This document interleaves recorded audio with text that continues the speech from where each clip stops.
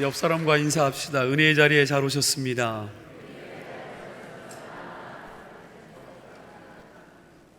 다시 한번 인사합시다. 축복의 자리에 잘 오셨습니다.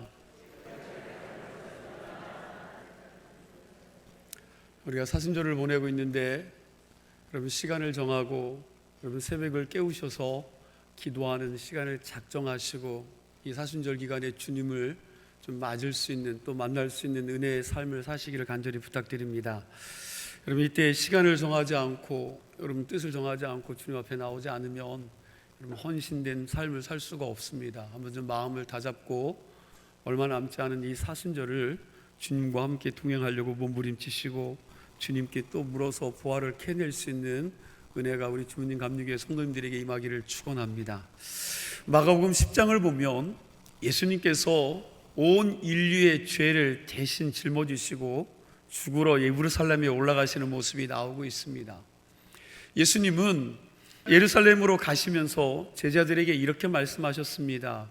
오늘 33절과 34절 말씀 함께 보도록 하겠습니다.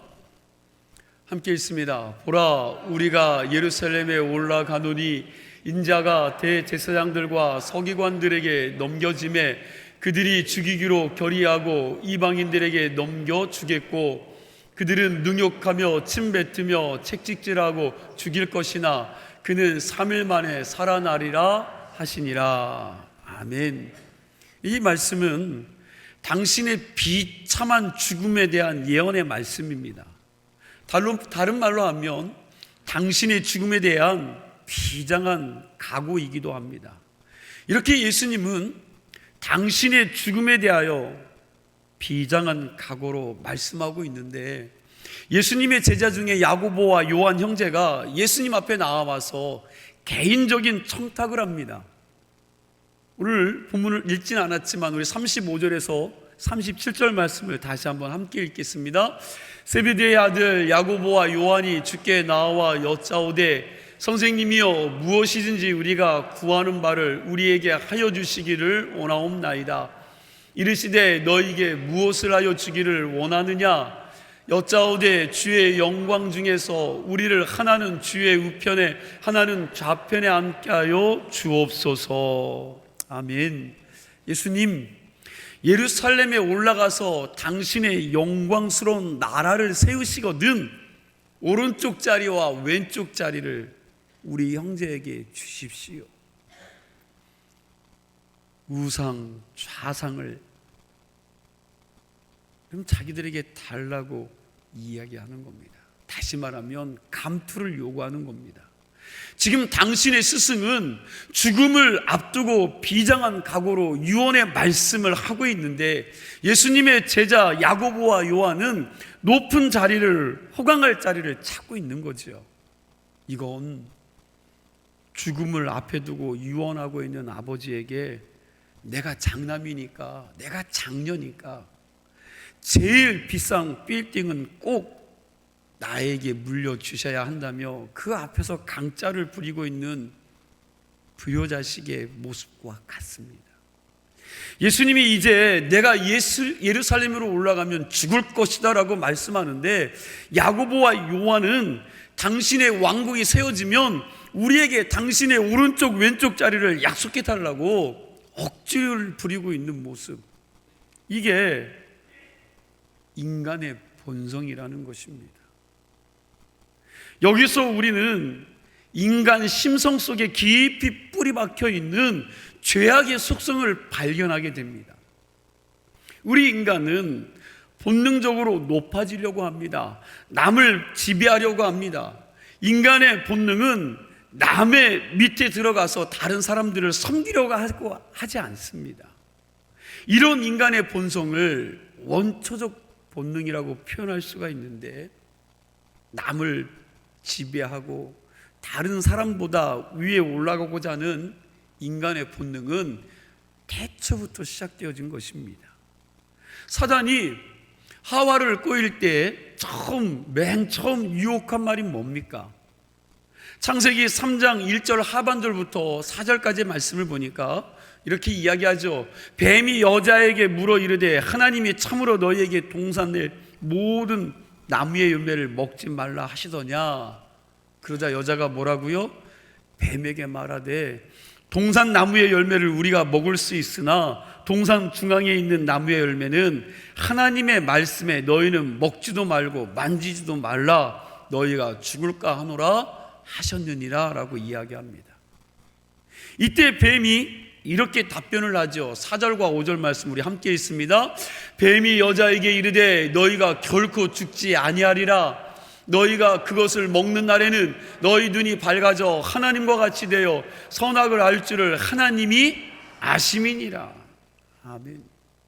사단은 하나님의 명령을 확실히 받은 당사자 아담이 아니라 아담을 통해 말씀을 전해 들은 하와를 공격하고 의심을 불어넣습니다.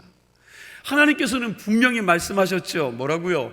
창세기 2장 17절 말씀입니다. 우리 함께 읽겠습니다. 선악을 알게 하는 나무의 열매를 먹지 말라. 내가 먹는 날에는 반드시 죽으리라 하시니라. 아멘. 하나님의 말씀은 뭐예요? 하나님은 뭐라고 말씀하십니까? 그렇죠. 내가 먹는 날에는 뭐 한다고요?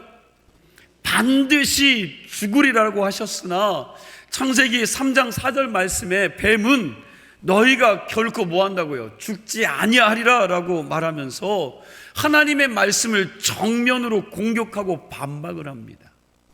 이제 하와는 누구의 말씀을 믿고 따를 것인가 선택해야만 합니다.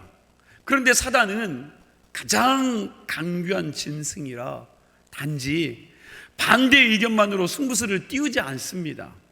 거기에 뒤따르는 달콤한 거짓말을 제안합니다. 5절 말씀이요, 읽었지만 다시 한번 5절 말씀을 함께 읽습니다. 너희가 그것을 먹는 날에는 너희 눈이 밝아져 하나님과 같이 되어 선악을 알 줄 하나님이 아심이니라.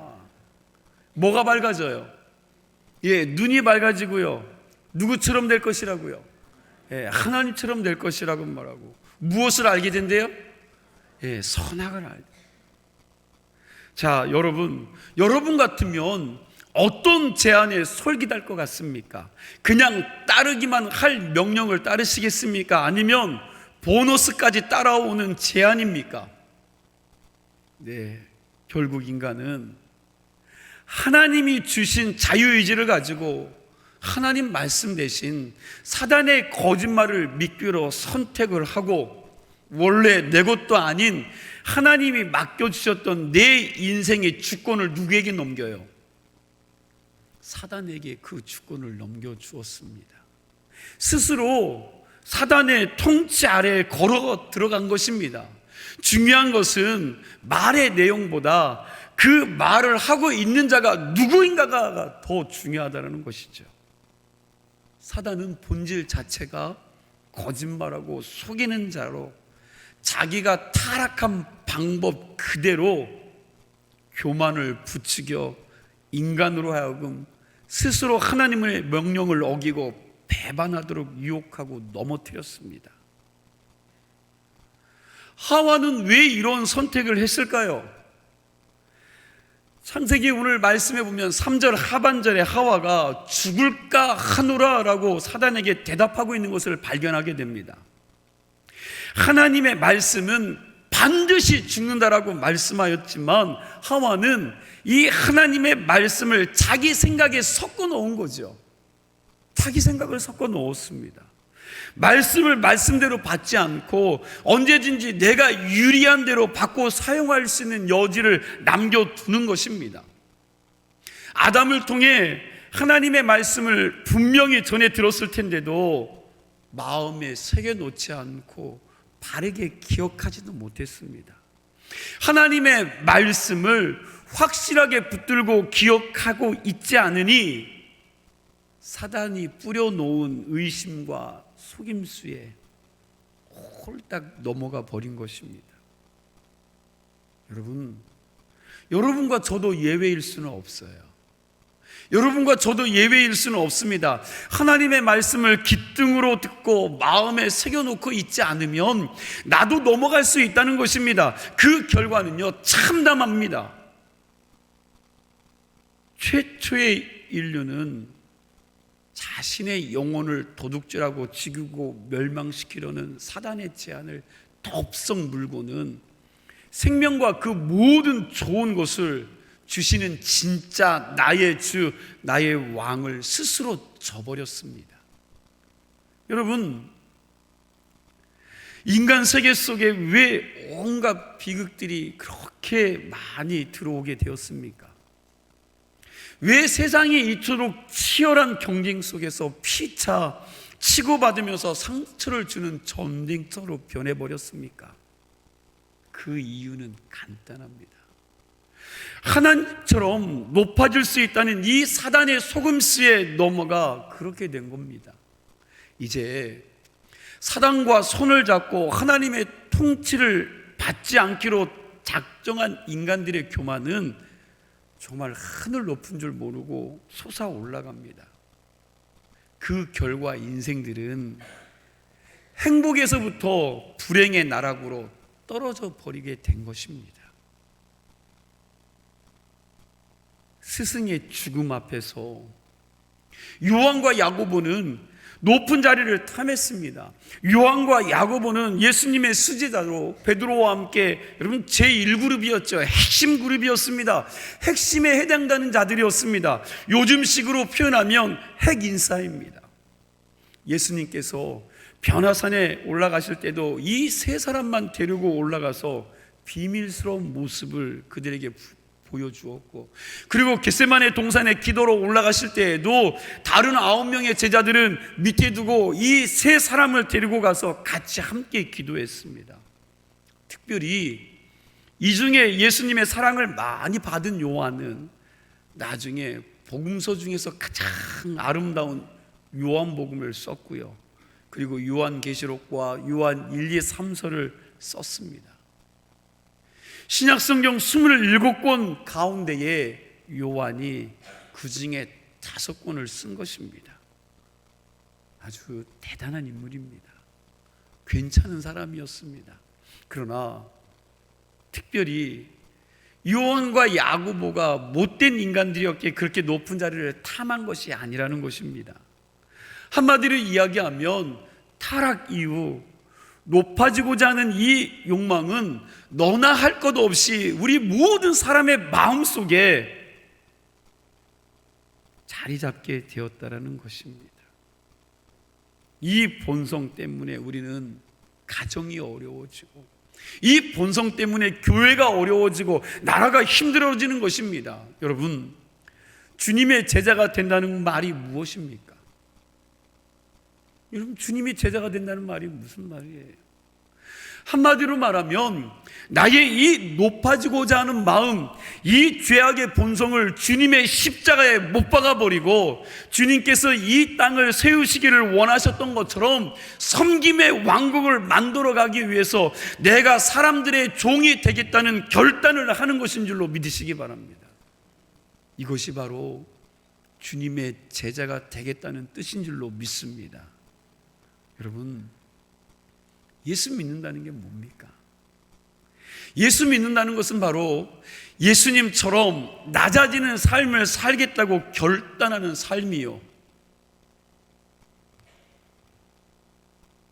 그렇게 그 주님을 따라가는 삶이 여러분 예수 믿는 삶인 줄로 믿습니다. 높아지려고 했다가 비참해진 이 세상을 치유하는 방법, 높아지려고 하는 이 원초적인 본능과 갈망을 치료하는 영적인 치료제가 뭡니까? 그것은 낮아지는 것을 배우는 것입니다. 낮아지려고 애쓰고 겸손하려고 노력하다 보면 우리의 인생 비극의 원인인 이 교만을 치유할 수 있게 된다는 것입니다. 자, 그러나 인간 중에 그 어느 누구도 낮아지려고 하는 사람이 없었습니다. 그래서 할 수 없이 누가요? 하나님이 당신이 직접 낮아지셔서 이 세상에 오신 것입니다. 하나님이 당신을 낮추시되 얼마까지 낮추셨습니까? 여러분, 가장 잔인한 죄인의 사형틀인 십자가에 살인 강도보다도 더 수치스럽게 죽기까지 자기를 낮추셨습니다. 그렇게까지 당신을 낮추시면서 우리에게 섬김의 본을 보여주시고 우리에게 너희도 이렇게 낮아지라고 명령하고 계신 줄로 믿습니다.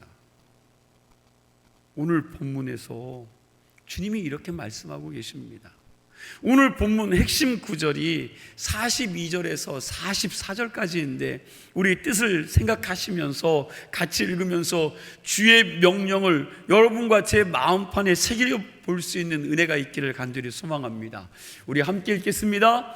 예수께서 불러다가 이르시되 이방인의 집권자들이 그들의 임으로 주관하고 그 고관들이 그들에게 권세를 부리는 줄을 너희가 알거니와 너희 중에는 그렇지 않을지니 너희 중에 누구든지 크고자 하는 자는 너희를 섬기는 자가 되고 너희 중에 누구든지 으뜸이 되고자 하는 자는 모든 사람의 종이 되어야 하리라. 아멘. 제가 쉬운 말로 번역해서 이 말씀을 한 번 더 읽어드리겠습니다. 한번 좀 마음에 잘 새겨보시기 바랍니다. 세상에서는 힘 있는 사람들이 권력을 휘두른다, 사람을 지배한다. 하지만 너희는 그래서는 안 되느니라. 너희 중에 혹시 높은 자가 되기를 원하는 사람이 있느냐? 그럼 낮은 자가 되어라.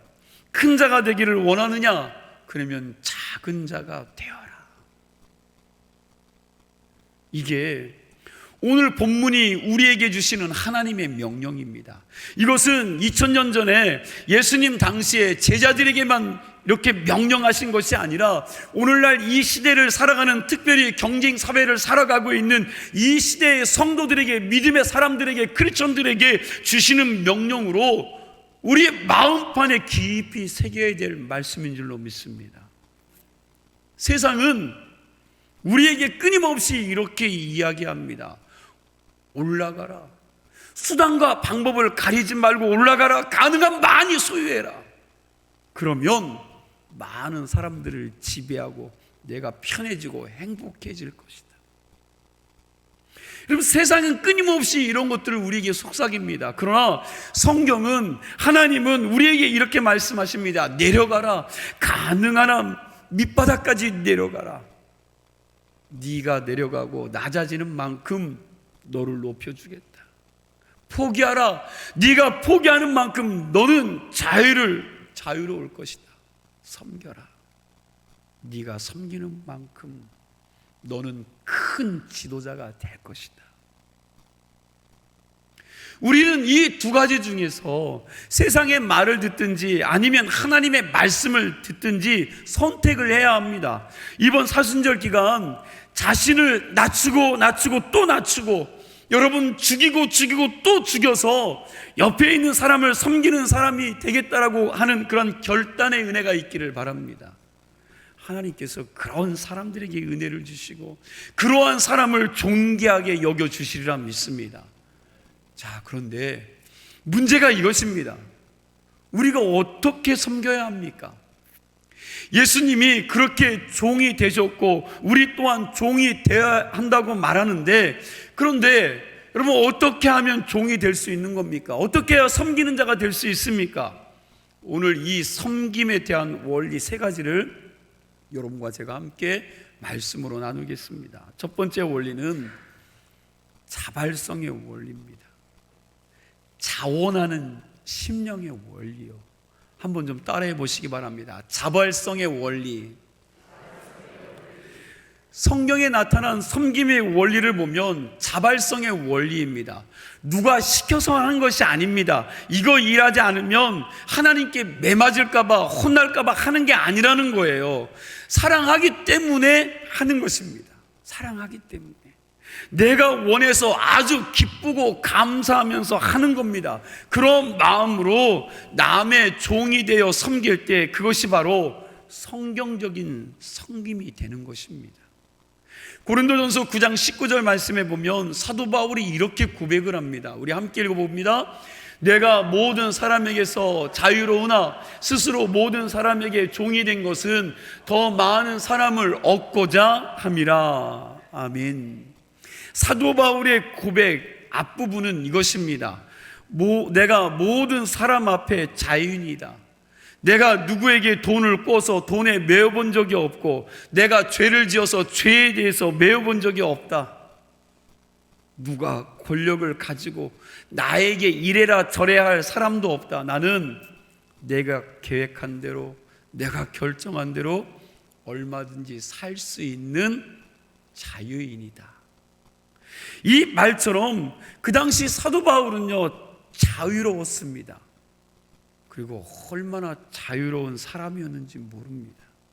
사도 바울이 원래 유대인이었는데 그 당시 여러분 유대인들이 자유인이었습니까? 아니었습니까? 그러면 그들은 자유인이 아닙니다. 로마 제국이 유대 나라를 점령해서 여러분 유대는 로마 제국의 속국이 되었습니다. 그러므로 유대인 전체가 피종목민입니다. 로마인이 유대인들의 주인이었다라는 겁니다. 유대인들은 로마인들의 종이었습니다. 물론 어느 정도의 자유는 있었지만 결정적인 문제를 유대인들이 자체적으로 결정할 수가 없었습니다. 그러나 사도 바울은 유대인이면서 뭘 갖고 있었어요? 로마 시민권을 가진 사람으로 로마 제국 안에서 자기 마음대로 어디든지 다닐 수 있었고요, 무엇이든지 할 수 있는 자유인이었습니다. 아주 특별한 신분을 가지고 있었습니다. 바울은 정치적으로도 자유인이었고 사회적으로도 자유인이었습니다. 그리고 영적으로도 부활하신 예수님을 만나 하늘의 시민권을 가진 하늘에 속한 완전한 자유인이었습니다. 어느 누구도 바울의 자유를 박탈할 수가 없었습니다. 그럼에도 불구하고 사도 바울은 이렇게 말했습니다. 내가 모든 사람에게 자유로우나 스스로 모든 사람에게 뭐가 됐다고요? 종이 된 것은 자기가 스스로 종이 되었다고 말씀하고 있습니다. 왜 다른 사람을 왜 종이 됐을까요? 다른 사람을 구원하기 위하여, 성교적 목적으로 내가 스스로 종의 모습으로 살게 되었다라고 그랬습니다. 이게 자원하는 심령입니다. 누가 억지로 시켜서 그렇게 한 것이 아닙니다. 예수님께서 이 땅에 오셔서 십자가를 지신 이유가 무엇입니까? 예수님께서 마지못해서 억지로 그 십자가를 진 것이 아니라 우리를 너무나도 사랑하셔서 우리를 살리기 위해서, 죄에서 자유케 하기 위해서 기꺼이 그 길을 선택하셨다라는 것입니다. 예수님께서도 자발적으로 우리의 생명을 살리기 위해서 종이 되셨고 십자가에 죽으시기까지 순종하신 것입니다. 그리스도인들의 섬김은 자원하는 섬김이지 억지로 하는 섬김이 아닙니다. 담임 목사 눈치 보고 억지로 봉사하고, 교회에 임원이 돼서 임명받았으니까 할 수 없이 억지로 봉사하면 여러분 그건 진정한 섬김의 모습이 아닙니다. 주님이 나를 사랑하셔서 나 때문에 죽으신 것에 대해서 감사해서 섬기고, 그리고 나와 믿음의 생활을 함께하여 믿음의 성장과 맡겨진 사명을 함께 이루어 나아가기 위해 내게 붙여진 이 교회를 내가 사랑하기 때문에, 그리고 내 곁에 있는 믿음의 형제 자매를 사랑하기 때문에 내가 기꺼이 저들의 종이 되리라 하고 섬기는 모습이 되어야 합니다. 이것이 성경의 섬김의 모습입니다. 우리 교회에도 아무도 보지 않는 곳에서 아름답게 교회를 섬기는 분들이 많이 있습니다. 책임지어진 일로서가 아니라 자발적으로 그냥 혼자 와서 아무도 교회 로비를 닦지 않음에도 불구하고 여러분 교회 로비 유리를 깨끗이 닦는 분이 계시고, 남들 모르게 와서 화장실을 청소하는 분들이 계시고, 남들 모르게 주방을 정리하고 교육관을 정리하는 분들이 계시고, 그리고 카페를 정리하는 분들이 있습니다. 할 일이 없어서 오시는 분이 아닙니다. 굉장히 바쁨에도 불구하고, 엄청 바쁘게 삶에도 불구하고, 여러분 본인 일들이 바쁨에도 불구하고 그냥 자기 짬을 내서 와서 봉사하고 헌신하시는 겁니다. 이런 분들은 남이 알까봐 오히려 더 불편해 하시지요. 아름다운 섬김입니다. 이름 없이 빚도 없이 봉사하는 모든 분들을 다 언급하지 못해서 참 죄송합니다.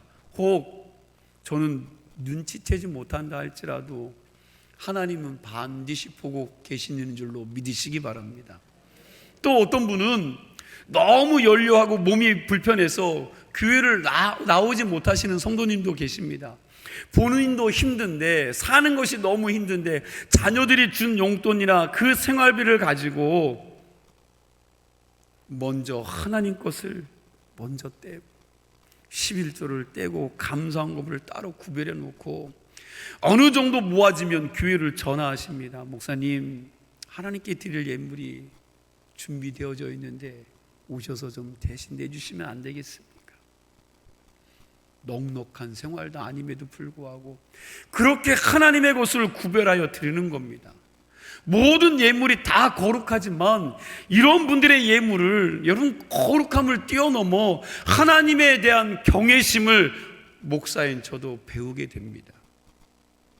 이런 섬김의 종들을 통해 우리 교회가 더욱 믿음으로 하나님을 기쁘시게 하며 새로운 변화와 성장, 그리고 영혼의 구원의 통로가 되는 아름다운 섬김의 동산이 될 줄로 믿습니다.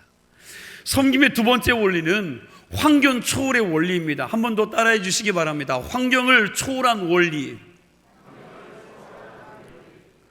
환경을 초월해서 섬겨야 합니다. 목사가 교인들에게 올해는 좀 봉사하셔야죠. 성가대 좀 하시고 교회학교 교사도 좀 하셔야죠.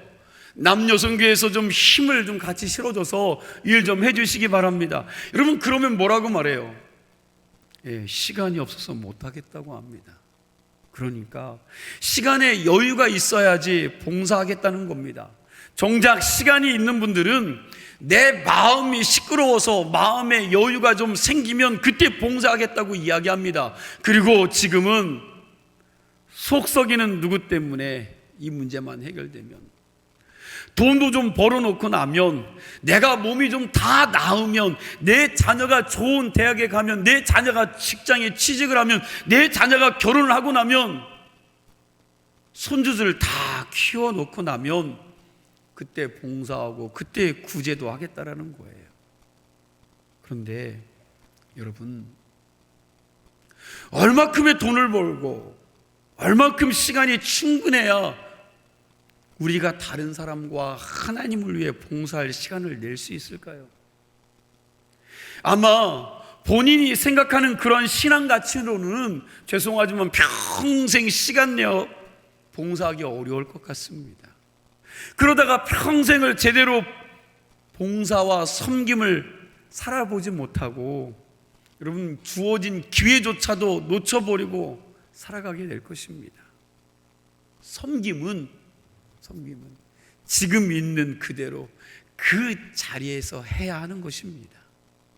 예수님께서 십자가를 지시기 바로 전날 목요일 저녁 성만찬 하실 때 예수님은 제자들의 발을 씻기셨습니다. 바로 몇 시간 후면 당신은 겟세마네 동산에서 굉장한 고통과 수많은 시련을 당할 것입니다. 머리에 가시관이 씌워지고 여러분 피를 흘리실 것이고 채찍에 맞아 고통스러울 것이고 많은 사람들에게 조롱을 당하며 십자가에 못 박혀 고통당해야 될, 이제 세상을 떠나야 될 그 시간이 가까운 것입니다. 그걸 주님은 알고 계셨습니다. 그 절박한 순간에 예수님은 당신이 3년 동안 그렇게 가셨음에도 불구하고 십자가의 죽음이 뭔지도 모르고 깨닫지도 못하고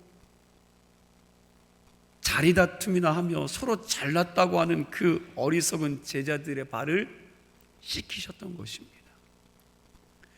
제자들의 스승이시며 하나님이신 그분이 그 절박한 상황 속에서 제자들의 발을 씻긴 겁니다. 사실 지금 상황이 예수님이 제자들의 발을 씻길 상황입니까? 앞으로 닥칠 일을 누구보다도 잘 알고 계셨던 이 예수님의 심정이 지금 한가하게 제자들의 발을 씻기고 닦고 여러분 싶을 마음이었을까? 만약 전하면 고뇌로 번뇌하며 머리 싸매고 자리에 누웠을 것 같습니다. 지금 당신의 죽음을 앞둔 그 초조하고 예민한 그 시점에서 어떻게 그 어리석은 제자들의 발을 씻기실 수 있었을까? 주님은 환경과 조건을 초월해서 제자들을 섬기신 줄로 믿으시기 바랍니다. 여러분, 환경과 조건을 따지기 시작하면 여러분과 저는 아무것도 할 수 없을 것입니다. 사르밧 과부는 자기 아들과 마지막으로 한 번 먹고 죽을 상황에서 자기들이 먹을 떡을 누구에게 양보합니까? 엘리야에게 먼저 대접을 했습니다. 자기들이 지금 만들어 먹고 죽으려고 준비한 그 떡을 자기들이 먹지 않고 여러분 엘리야에게 먼저 대접한 거죠. 어떻게 그 마지막 먹을 것을 자기들이 먹지 않고 엘리야에게 줄 수 있었습니까? 이건 환경과 조건을 초월해서 섬긴 것입니다. 이런 환경과 조건을 초월한 섬김을 통하여 하나님은 당신의 기적을 만들어 가시는 것입니다. 우리가 조건과 환경 따지지 말고 있는 그대로, 시간이 있는 그대로 섬기고 봉사할 때 하나님께서 그러한 성도들에게, 그러한 사람들에게 오병이의 기적을 나타내시기도 하고, 그리고 기름 한 병으로 사랑하는 아들을 키워가기에 부족함이 없을 만큼 축복해 주시는 기적이 나타나기도 하는 줄로 믿습니다. 바라기는 이 사순절 기간에 여러분과 제가 환경과 조건을 초월한 섬김을 회복할 수 있기를 간절히 축원합니다. 섬김의 마지막 세 번째 원리는 대상을 초월하는 원리입니다. 마지막으로 한 번만 더 따라하세요. 대상을 초월한 원리. 여러분, 섬김의 첫 번째 원리가 뭐라고요? 자발성의 원리. 자발성의 원리. 자원하는 심령의 원리입니다. 그죠? 자원. 두 번째는요, 환경을 초월하는 원리입니다. 세 번째는 대상을 초월하는 원리입니다. 내가 섬기는 대상을 한정해 두지 말라는 겁니다. 여러분, 한번 좀 생각해 보세요. 내가 좋아하는 사람을 섬기고 사랑하는 사람을 섬기는 것은요, 누구든지 다 할 수 있어요. 사랑하는데 왜 못 섬깁니까? 내가 존경하는데, 내가 좋아하는데 왜 못 섬기겠습니까? 존경하고 사랑하는 사람, 얼마든지 그 사람이 종이 될 수 있습니다. 그를 위해 섬길 수 있습니다. 사실 그건 섬김도 아니고 희생도 아닙니다. 그건 영광이지요. 내가 좋아하는 사람 섬기고, 내가 존경하는 사람 섬기고, 내가 사랑하는 사람을 섬기는 건 영광입니다. 예를 들어서 대통령의 비서실장이 되는 게 희생입니까? 여러분, 종로로 타는 것입니까? 아니죠. 그건 영광입니다. 그리고 존경하는 스승의 종이 된다는 건 섬김도 아니고 봉사도 아닙니다. 그 스승의 후광 때문에 내가 그분을 섬기는 것이 너무나 좋습니다. 이렇게 좋은 분을 섬긴다는 것도 영광인데, 우리가 온 우주 만물을 창조하신 하나님을, 예수 그리스도를 섬긴다는 것이 얼마나 큰 영광입니까? 이거 대단한 영광입니다. 우리가 예수 그리스도를 섬긴다는 것, 그리고 하나님의 교회를 섬긴다는 것은 종이 되고 머슴이 되는 것이 아니라 오히려 굉장히 영광스러운 일이 된다는 사실입니다. 그런데 오늘날 얼마나 많은 사람들이 하나님의 교회를 섬기는 일뿐만 아니라 사람들을 섬기는 것에 대해서 계산적이에요. 계산적. 얼마나 계산을 많이 하는지 모릅니다. 저 사람 내가 섬기기에는 복이 온 사람이고, 저 사람 내가 섬기기에는 형편없는 사람이다. 여러분, 이 마음에 우리는 재고 있는 거예요. 재고 있습니다. 이 사람을 섬길 때 이익이 될까? 이 사람이 섬기면 내가 손해가 될까? 끊임없이 이리 재고 저리 됩니다. 그러면서 자기가 섬길 사람들을 어떻게 해요? 구분해내는 거죠. 구분해냅니다. 한번 생각해 보세요. 남편도 자기의 마음에 안 듭니다. 저 남편하고 내가 같이 살기는 하지만 내가 그 남편을 위해서 희생한다는 것이 비참하게 느껴집니다. 여러분, 그런 아내가 행복한 가정을 꾸릴 수 있겠습니까? 그 결혼 생활이 행복하겠습니까? 여러분, 그렇지 못한 겁니다. 핸드폰 기능 중에 이런 기능이 있죠. 우리 집 하거나 내가 저장해 놓은 이름을 대면 핸드폰이 알아서 뭐예요? 전화를 딱 걸어줍니다. 어느 분이 사석에서 본인이 버스에서 경험한 일을 말합니다. 어떤 청년이 헐레벌떡 버스에 올라탔습니다. 급하게 버스에 올라타고는 정신없이 호주머니에 있는 핸드폰을 꺼내서 이렇게 말하더라는 겁니다. 미친놈. 그랬더니 어디론가 전화가 신호가 가더래요. 상대방의 전화를 받자 이 청년의 음성이 갑자기 달라지더라는 겁니다. 사장님, 제가 오늘 좀 늦을 것 같아서 먼저 전화 드립니다. 전화가 왔는데 아마 월급은 쥐꼬리만큼 주면서 들들 볶는 그 사장님을 돈에 미친놈이라고 생각했는지도 모릅니다. 그런데 여러분, 먹고 살기 위해서 돈 때문에 할 수 없이 그 미친놈 밑에서 일하는 이 청년이 얼마나 비참한 사람입니까? 오늘날 이 시대에 부모를 비롯한 윗사람을 섬길 줄 모르고 선배나 상사를 섬길 줄 모르고 교회의 영적인 지도자들을 섬길 줄 모르는 아픔이 있습니다. 또한 학생이 가르침을 받는 스승을 섬길 줄을 모릅니다. 예수님은 스승이면서 제자들을 섬겼습니다. 3년이나 피땀 흘리면서 이것저것 가르쳤음에도 불구하고 그걸 제대로 깨우치지 못한 이 우둔한 제자들의 발을 씻기시면서까지 그들을 끝까지 섬기셨습니다. 그 중에 예수님을 팔아먹을 가룟 유다도 그 안에 있었습니다. 이 섬김은 완전히 대상을 초월한 섬김입니다. 마르틴 루터가 이런 말을 했습니다. 하나님은 당신의 사랑을 받을 만한 합당한 사람을 찾으시는 분이 아니라 당신의 사랑을 부어줄 사람을 창조하신 분이시다. 우리도 우리의 사랑을 받기에 합당한 사람만을 찾지 마시고 오히려 하나님이 내 곁에 붙여주신 모든 사람들을 사랑하고 섬기는 믿음이 성숙한 일꾼들이 다 되시기를 간절히 축원합니다. 그리할 때 하나님께서 저와 여러분들을 통하여 영광을 받으시고 섬김의 기적을 우리 교회에 나타내 주시리라 믿습니다. 이 사순절 남은 기간 동안 입으로만이 아니라 손과 발이 되어서 섬김의 삶을 실천하실 수 있는 아름다운 계절로 여러분들이 이 사순절을 보내시기를 축원합니다. 기도하겠습니다.